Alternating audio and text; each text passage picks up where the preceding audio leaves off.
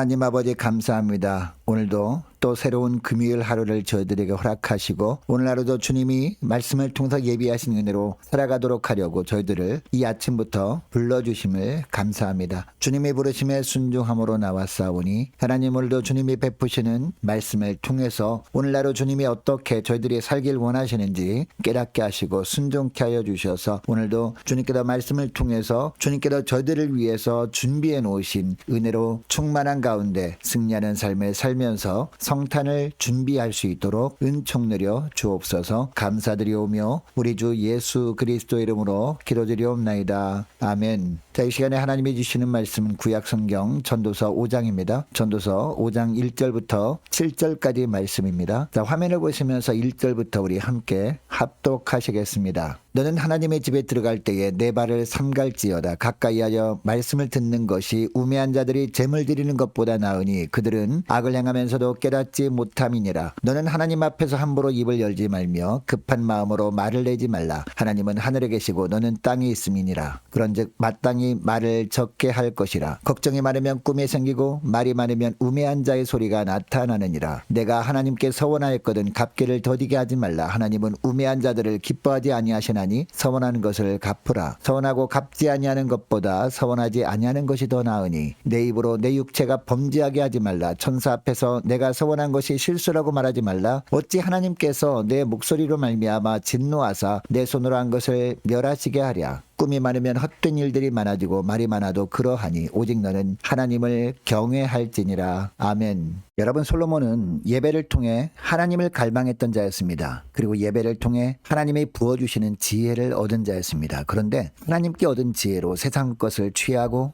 탐하고 누렸던 자였습니다. 그런데 그 안에서 안식을 얻지 못하고 허무와 고통을 겪었던 그런 인생을 살았습니다. 이것이 4장까지의 말씀입니다. 그런데 솔로몬은 다시 하나님께로 눈을 돌립니다. 7절에 보니까 오직 너는 하나님을 경외할지니라 라고 합니다. 참 지혜는 하나님을 경외하는 것이라는 것을 솔로몬이 나중에야 깨달은 겁니다. 허무한 세상을 붙잡지 않고 하나님을 경외하는 것이 진정한 지혜라는 것을 죽기 전에야 깨달은 겁니다. 하나님만 바라보는 것이 지혜고 하나님만을 두려워하며 사는 것이 지혜라는 것을 안 겁니다. 여러분, 솔로몬은 이방 여인들과 혼인을 했던 자였습니다. 그들에게 산당을 지어주고 여러 우상들을 드려오게 했습니다. 그 와중에서도 안식일이 돌아오면 하나님께 예배를 드리긴 했을 겁니다. 여인들과 우상들과 세상의 풍요 가운데서 즐거움을 찾기에 취해 있었을 겁니다. 그래도 주일이 오면 예배를 드렸던 겁니다. 풍요로운 번제와 예물을 드리면서 자신에게 축복을 허락한 하나님께 감사하기도 했을 겁니다. 그런데 그 예배를 하나님께서 받지 않으신다는 것을 솔로몬이 나중에서야 깨달은 겁니다. 여러분, 하나님은 하나님께 드리는 풍요로운 제물보다 하나님을 경외함으로 드리는 예배를 더 기쁘게 여기신다는 사실을 인생을 다 살아본 후에야 솔로몬이 깨달은 겁니다. 여러분, 그러면 어떤 예배를 하나님께서 받으실까요? 어떤 예배가 하나님을 경외함으로 드리는 예배일까요? 첫째로 정결하게 준비된 모습으로 나오는 예배입니다. 자, 1절 상반절 말씀 보시기 바랍니다. 너는 하나님의 집에 들어갈 때에 내 발을 삼갈지어다 라고 합니다. 예배하러 올 때에, 기도하러 올 때에 내 발을 삼가하라는 것이 무엇입니까? 아무데나 들락날락 하지 말고 좀 깨끗하게 하고 오라는 겁니다. 정결하게 준비하고 오라는 겁니다. 냄새 풍기고 이런저런 세상의 흔적을 지니고 오지 말고 정말 하나님을 만나러 오라는 겁니다. 자, 1절 하반절에도 보니까 가까이하여 말씀을 듣는 것이 우매한 자들이 재물 드리는 것보다 나으니 그들은 악을 행하면서도 깨닫지 못하느니라 라고 합니다. 누구에게 하는 말입니까? 솔로몬 자신에게 하는 말입니다. 뿐만 아니라 그러한 삶을 살아가고 있는 우리 모두에게 하는 말이기도 합니다. 여러분, 우리가 초신자 때는요, 그래도 하나님께서 기뻐하십니다. 아무리 탕자처럼 살아도 하나님께 돌아오기만 하면 하나님의 반겨 맞아주십니다. 그런데 믿은 지 3년이 되고 5년이 되고 10년이 되었는데도 예배는 형식적으로 드린 후에는 여전히 세상에 빠져 든 겁니다. 은혜 없이 감격 없이 죄악 가운데 살다가 그저 습관적으로 시간 되면 예배당에 나오고 또 돌아가는 모습을 반복하고 있다면 하나님이 결코 기뻐하실 리가 없습니다. 여러분, 가까이 오라는 것은요,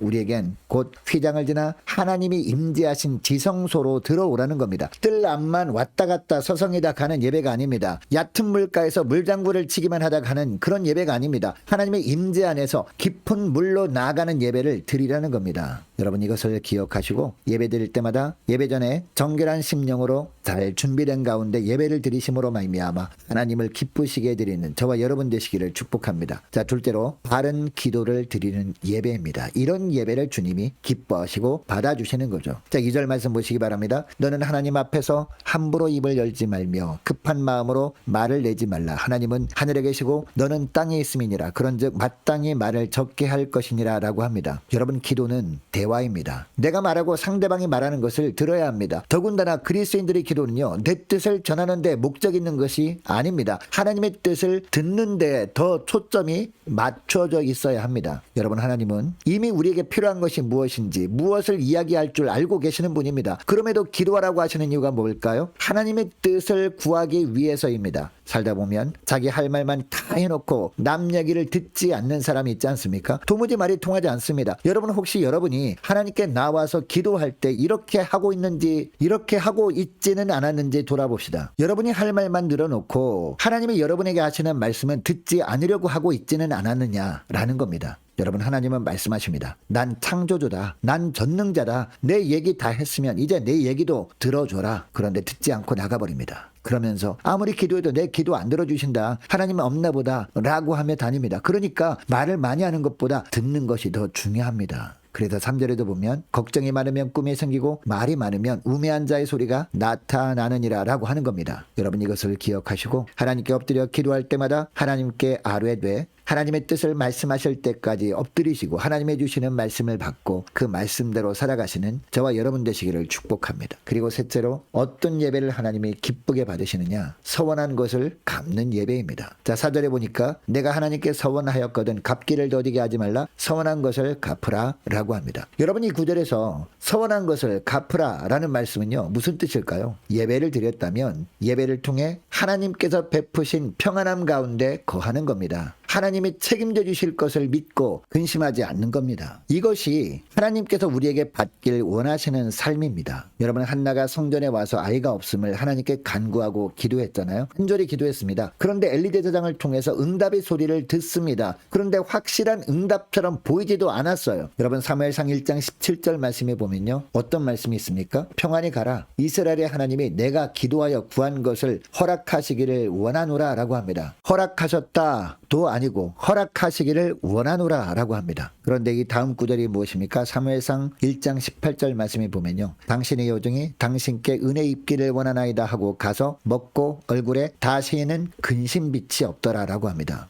여러분, 이때 간구한 것이 이루어지기 전이었잖아요. 사무엘을 잉태하기도 전이었다는 겁니다. 그런데도 말씀이 임했을 때 이 한나가 어떻게 합니까? 더 이상 근심하지 않았습니다. 여러분, 이것이 서원한 것을 갚는 겁니다. 하나님의 응답이 떨어졌을 때에 다시는 근심하지 않는 겁니다. 여러분, 우리도 여러 문제를 가지고 주 앞에 나옵니다. 하나님께 간구하고 심지어 금식 기도까지 합니다. 그때 하나님께서 아무것도 염려하지 말고 다만 모든 일에 기도와 간구로 너희 구할 것을 감사함으로 하나님께 아뢰라. 그리하면 모든 지각이 뛰어난 하나님의 평강이 그리스도 예수 안에서 너희 마음과 생각을 지키시리라 라는 말씀을 주십니다. 여러분, 그러면 어떻게 하는 것이 서원을 갚는 일이냐? 이 말씀대로 염려하지 않는 것입니다. 평강 가운데 거하는 겁니다. 서원한 것을 갚으라는 것은 난 분명히 약속을 지킬 터이니 너도 내 앞에서 내 순종함과 약속을 나타내라 라는 겁니다. 여러분, 이것을 기억하시고 기도하는 가운데 하나님의 약속의 말씀을 주셨습니까? 그러면 아직 그 말씀이 이루어지기 전이라 할지라도 이루어질 것을 믿고 염려하지 마시기 바랍니다. 하나님의 주시는 평강 가운데 거하시는 저와 여러분 되시기를 주의 이름으로 축복합니다. 자, 오늘 말씀을 기억하고 함께 기도하기를 원하는 것은요, 이렇게 기도했으면 좋겠습니다. 하나님, 삶 지혜는 하나님을 경외하는 마음으로 예배하는 것임을 알았사오니